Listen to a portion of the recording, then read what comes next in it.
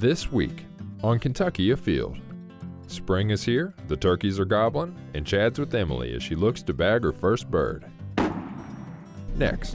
What do you know? What we got here? Our river systems hold a variety of fish.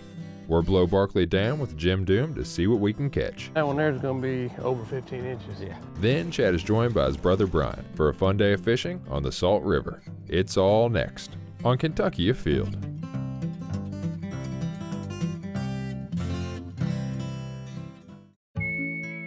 Dear Mom, I know a secret. You're a kid too. Salado is open and open for fun. We can go see deer, wink at wildcats, and giggle at that big black bear. You know he's your favorite. There's enormous elk, awesome aquariums, and we can even take a picnic lunch. And if you're really good, I'll let you take me back again. The Salado Wildlife Education Center in Frankfort. Come prowl a while. Yeah, we got one. Sweet. Got a muskrat? Yeah. Good job. What do you know about that, man? That's a good fish, man.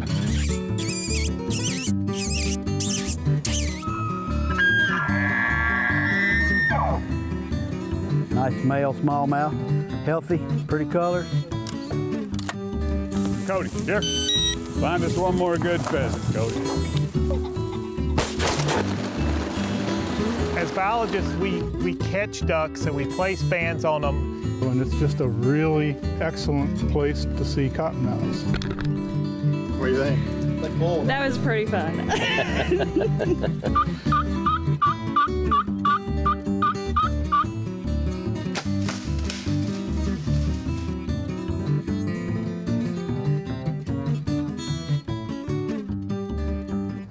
Hello and welcome to Kentucky Afield.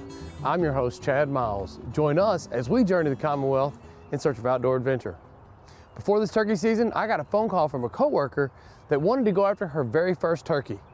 Now let's go turkey hunting with Emily. Emily, good to see you again. Good to see you, Chad. I got a phone call that said you wanted to turkey hunt, and I thought, okay, before we do that, there's a couple things we need to go through. Right. Patterning a shotgun. Have you got much experience with shooting shotgun? I have a little bit. When I went through the law enforcement training academy, we had to be qualified on a shotgun. And I've shot shotgun dove hunting and been turkey hunting woods before, but with patterning and stuff, haven't done that at all. So we're going to get a feel for how the gun shoots, where it's hitting, and how big of a pattern we have at a certain distance. So okay. It's going to be a lot of fun. Sounds good. I'm excited. Let's go get this gun tuned in and see what we've got. All right.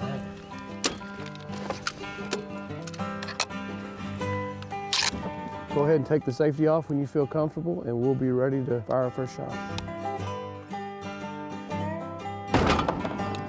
Oh my, that looks pretty good. Hey, that was pretty good. That covered it up pretty good. Let's walk down there and take a closer look. Right in here's the vast majority, but you got enough kill shots in there that you're good to go. Looks like we just need to get a turkey in front of you. Exactly.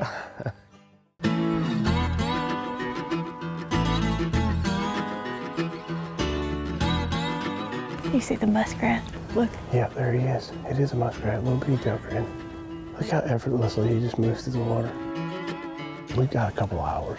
We'll sit down and listen. If we hear something, we'll move closer and do a little bit of calling. Usually the birds roost just about 150 yards up the hill. So hopefully this evening we'll get a good idea of where they're flying back up. Okay. We'll set up as close as we can without spooking them off the roost in the morning. Who knows, we may get one to come right by tonight. Okay.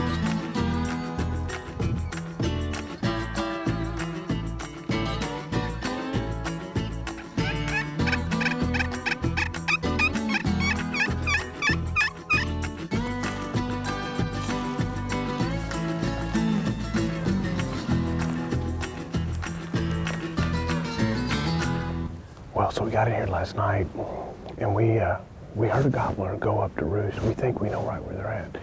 We were hoping when we got to this point, we'd be hearing gobbles in there. And they're doing it. Yeah. So hopefully we can get within about 150 yards or so and get set up and get you a bird. Let's do it. I know we're ready to make it happen. Yes. In our winter/spring turkey hunt of 2018. Right.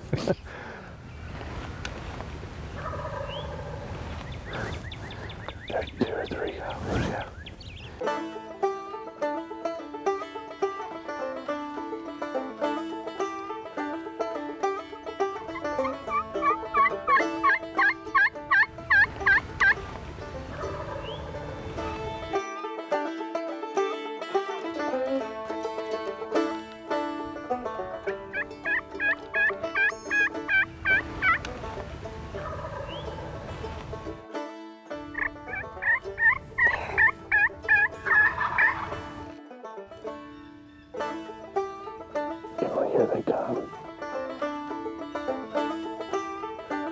about 150 coming fast. About 2 o'clock.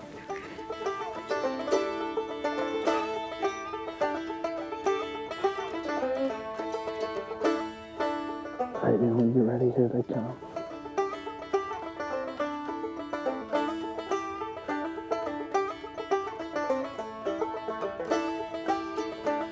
Let them come all the way into the decoys, okay?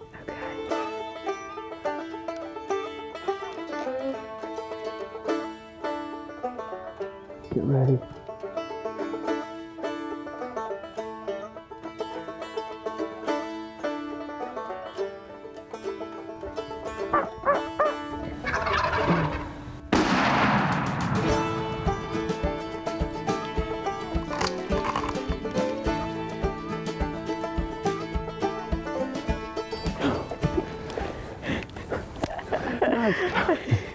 Nice job.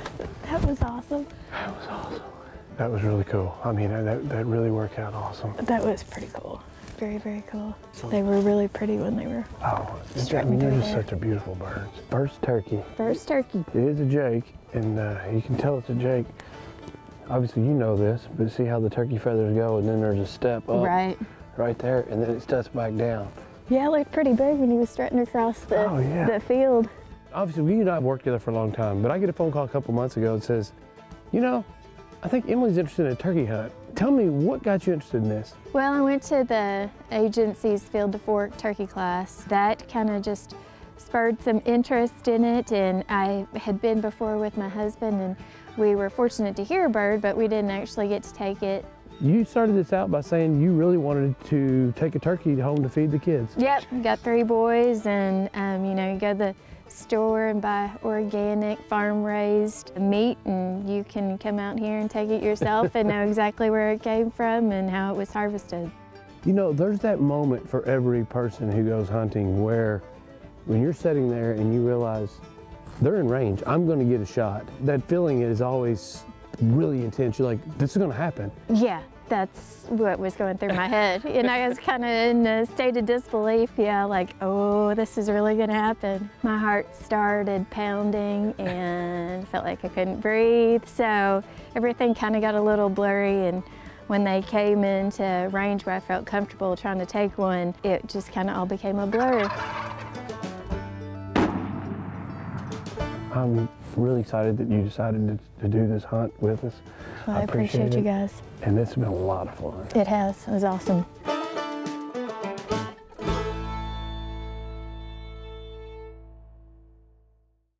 Fishing with Jim Doom is always an adventure, but when you go on the river and you use live bait, who knows what you're going to catch?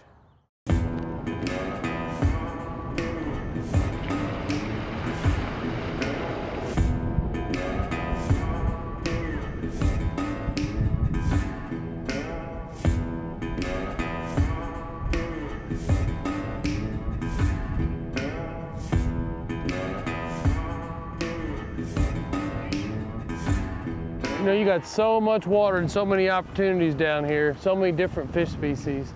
Like I said, I've fished down here so many times and I've never ever been below Barkley. You ready? I'm ready. We're fishing. We're fishing here, huh? Yeah. Grab a rod and start getting ready.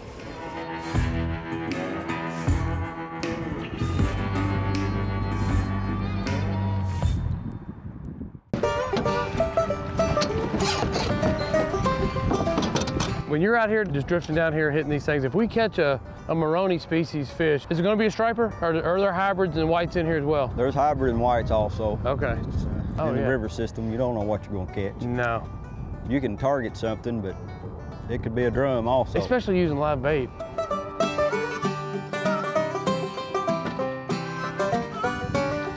So we got about an ounce worth of weight on there? I'll go up to 3 ounces, but I like to use as light a weight as possible. Yeah.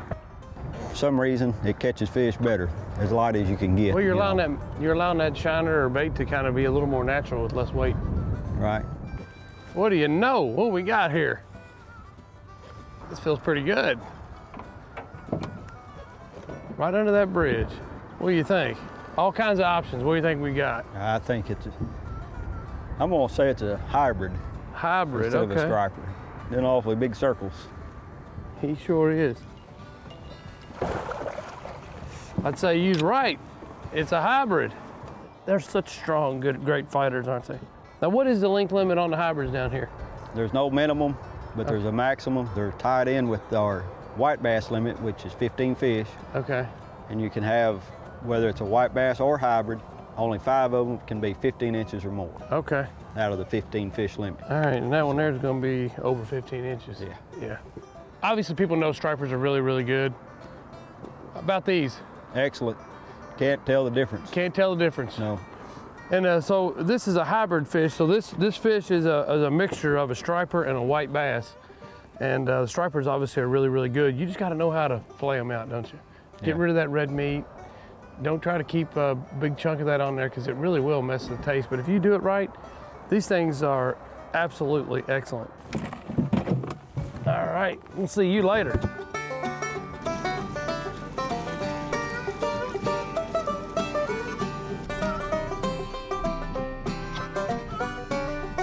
Uh-oh, look at there. Fish. He tried to take that pole out of your hand? He did. It's all right, I'll swing him in. It's a baby compared to the one you caught. Is that a striper or a hybrid? That's a striper. All right, there we go. We're on the board again. I'm gonna lay him up here and check the length to make sure 17 inches. He's right on it.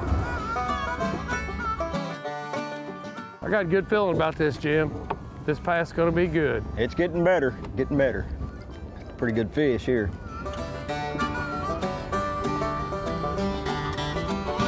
Said it was a pretty good one. That's why it was a pretty good one. Crazy hybrid. Man, they fight so good, don't they? They do. A fish that size will still drag you around a burn drag. There you go.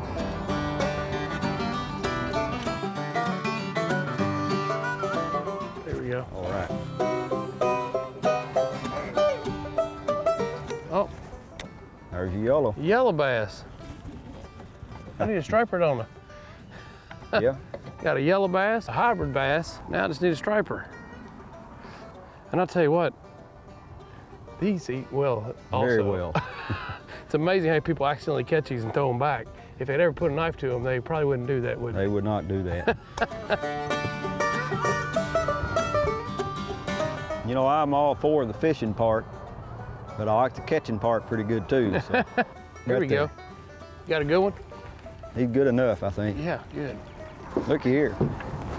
What have you got? A catfish. You gotta be kidding me. We can't catch two of the same species. A channel cat, I'll be darned. They Channel like cat minnows fish. too. Yeah, they'll eat minnows as well. And I eat channel cat. We're not picky, are we? No. I'll tell you what, out of all the places you fish, this one might be as close to the boat ramp as any, huh? About as close as you can get. Got him? Got a fish. All right. You gonna need a net? I think so. He's not a monster, but... Hey, there's no reason to let him go right at the boat. No. Penny bet, what do you think you got? Striper. Striper.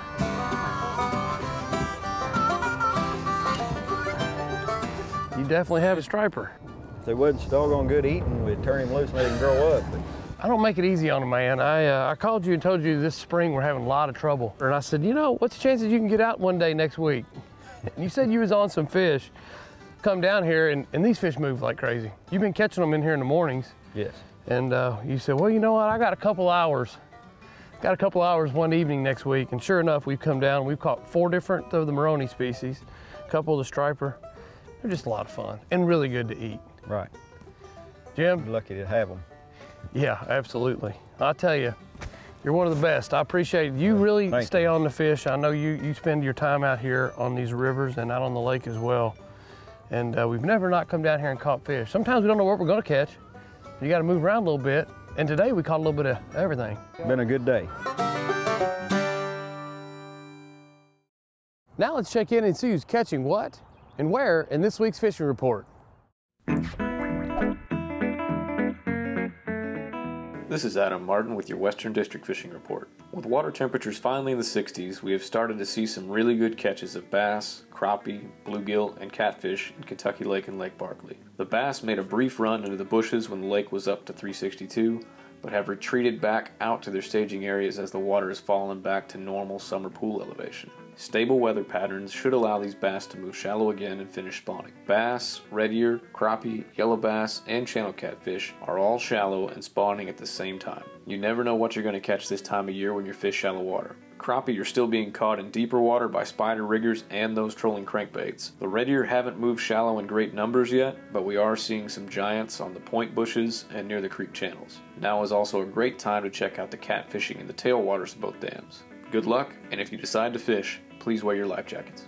This is Jeff Crosby with the Central District Fishing Report. There's been reports of crappie being caught at area lakes such as Taylorsville, Harrington, and Gist Creek lakes, around brush or the end of treetops on live minnows or crappie jigs. Largemouth bass fishing is picking up. Taylorsville, Harrington, Gist Creek, Bullock Pen, and Kincaid lakes are excellent bass lakes to fish this time of year. Fish can be caught on spinnerbaits, chatterbaits, jerkbaits, or crankbaits. Additionally, soft plastics and jigs can be productive when fished around shoreline cover. And finally, bluegill and shellcracker fishing is picking up at area lakes. When using redworms, waxworms, or crickets, concentrate your efforts in the small pockets that can be found along the edges of the shoreline. So grab a pole and enjoy some great spring fishing.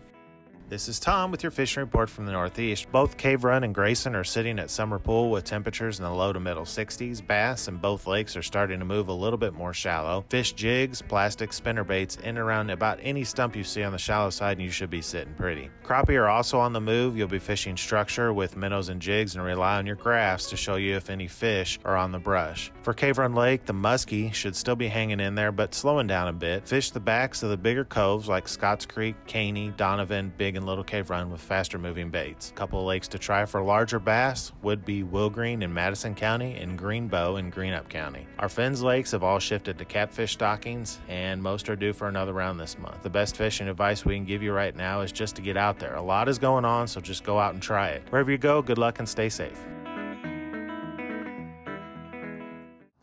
Life can sometimes get really busy, but it's also important to make time to get out and go fishing with a family member.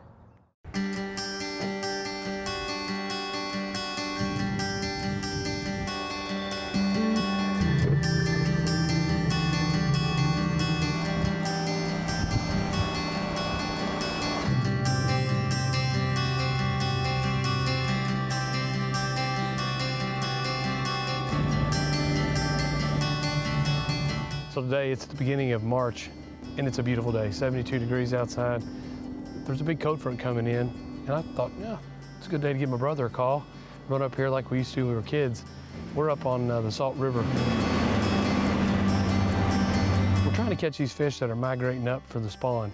It's a little early. Water conditions are about 51 to 52 degrees. The water is stained. But what we're throwing here is just your typical little lures that you'd find for any creek or stream. These are really good. And if you got a lot of current, on this one here, you just take this head off and put a little heavier head. This is an 1/8 ounce. I've thrown these things all the way up to 3/8 and much smaller too if you need to go smaller.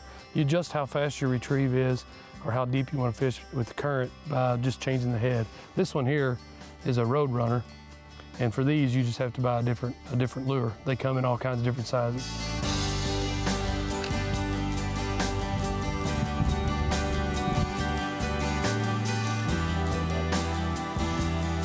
That one will get there.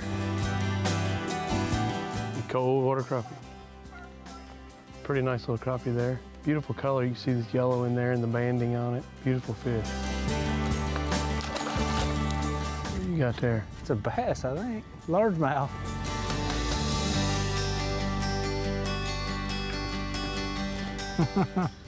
A free meal, he said, I'll have that. Little fiddler.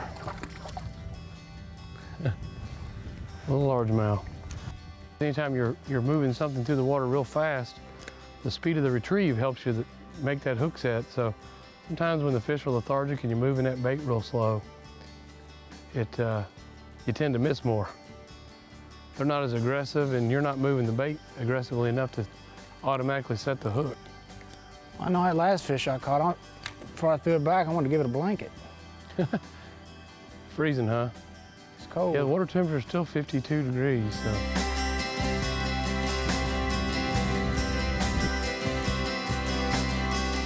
brings back a lot of memories, not from the boat, but as kids, how many times did you and I go to the Salt River or the Floyd's Fork? That's all we did growing up. You get home from school, if you had homework, we'd either play basketball or fish. We left, still only had 3 channels. We wasn't even watching TV hardly. No, there was no TV watching.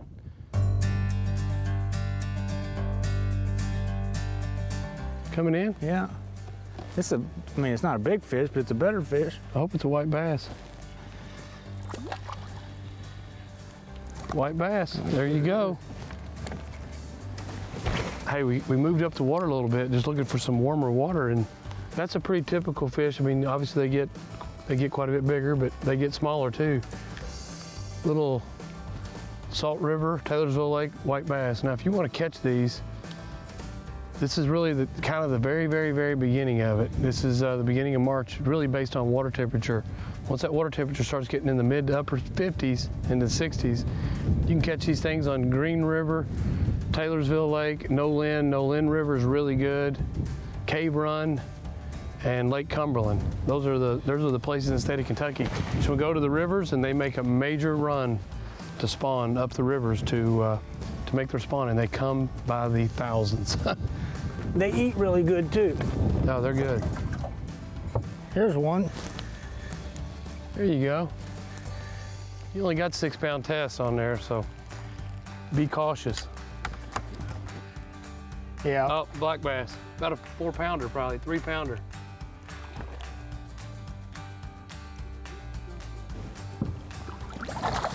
Step onto the boat. That's the fisherman's fault. About a 3-pounder. That's about all that rod and reel wanted, wasn't it? Yeah, it was. I mean, you take it in for service. 6-pound test. That's a pretty good fish. Feel how cold he is. Been up here eating those shad that we're seeing on the graph. See that belly? Pretty good, pretty well fed. Get out there and get a little bigger, buddy. Her sister, probably.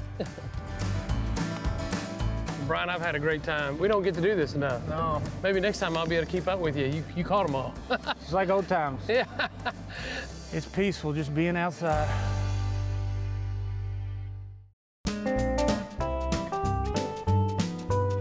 Now let's see who else is out there having fun as we check out this week's ones that didn't get away. Check out this really impressive buck taken by Katie Temple of Trimble County. This is a really nice deer, and she is a huge Kentucky Afield fan. Nice job, Katie. Ainsley Dotson filled her deer tag in Greenup County on the opening weekend of modern gun season. Nice job. 5-year-old Matthew Moss Jr. took his very first deer with a crossbow in Adair County. Nice job.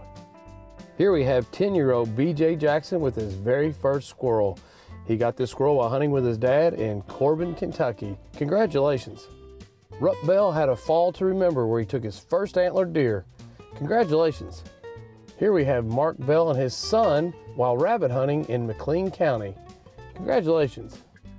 Dane Rush of Georgetown, Kentucky caught this nice catfish at Elk Lake in Owenton, Kentucky. Nice job. Janie Rush caught this largemouth in one of my favorite places to fish, Elkhorn Creek. Nice job.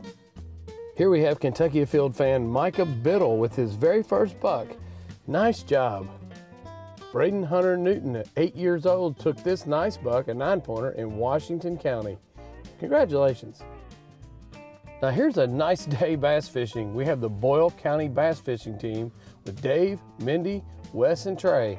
Nice job, guys. 10-year-old Ethan Ramage got his first deer, a nice 10-point buck taken in Caldwell County. Congratulations. It's never too late to pick up fishing. Here we have Elizabeth Johnson, who's 86 with her very first fish, a bluegill. Nice job. Here at Kentucky Afield, we'd like to wish all of you mothers a very happy Mother's Day. And remember, hunting and fishing on private property is a privilege. Always ask permission and thank the landowner. Till next week, I'm your host, Chad Miles, and I hope to see you in the woods or on the water.